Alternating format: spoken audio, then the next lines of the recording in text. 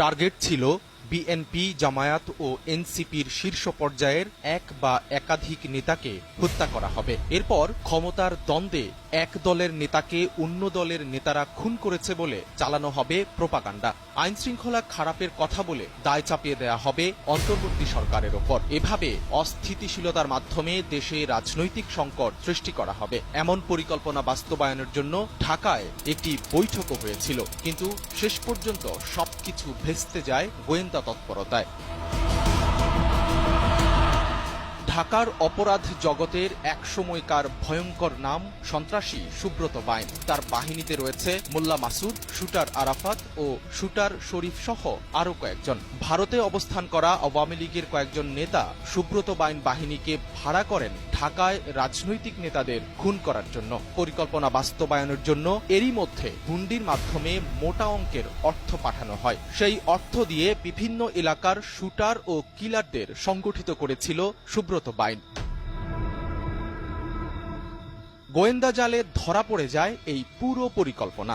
২৭ মে ভোররাতে সেনাবাহিনীর রুদ্ধশ্বাস অভিযানে কুষ্টিয়ার কালীশঙ্করপুরের একটি বাড়ি থেকে সুব্রত বাইন, মোল্লা মাসুদ, শুটার আরাফাত ও শরীফকে গ্রেফতার করতে সক্ষম হয়। এরপর মঙ্গলবার রাতে হাতিরঝিল থানায় হস্তান্তরের পর গোয়েন্দা হেফাজতে তাদেরকে জিজ্ঞাসাবাদে বেরিয়ে আসে ঢাকার রাজনৈতিক নেতা হত্যার চাঞ্চল্যকর পরিকল্পনা। তদন্ত সংশ্লিষ্ট সূত্রে এসব তথ্য জানা গেছে। গোয়েন্দা সূত্র জানায়, গ্রেফতারের সময় সুব্রত বাইন ও মোল্লা মাসুদের কাছ থেকে একটি স্যাটেলাইট ফোন উদ্ধার করা হয়। এই ফোন নিয়েই মে মাসের শুরুতে দেশে প্রবেশ করে মোল্লা মাসুদ। তার সঙ্গে যুক্ত হয় সুব্রত। বিশেষ মিশন তথা টার্গেট কিলিংয়ে তাদেরকে নির্দেশনা দিচ্ছিলেন ভারতীয় গোয়েন্দা সংস্থা র এর কলকাতা স্টেশন চিফ রাজেশ উইকি এবং কলকাতা পুলিশের সাবেক কমিশনার রাজীব কুমার। খুন করার তালিকায় কারা ছিলেন সে ব্যাপারে এখনও মুখ খোলেনি সুব্রত বাইন বাহিনী। তবে তারা স্বীকার করেছে, রাজনৈতিক নেতাদের পাশাপাশি ভারতের চিকেন নেক নিয়ে মন্তব্যকারী সাবেক সেনা কর্মকর্তা ফজলুর রহমানকে হত্যার পরিকল্পনা ছিল।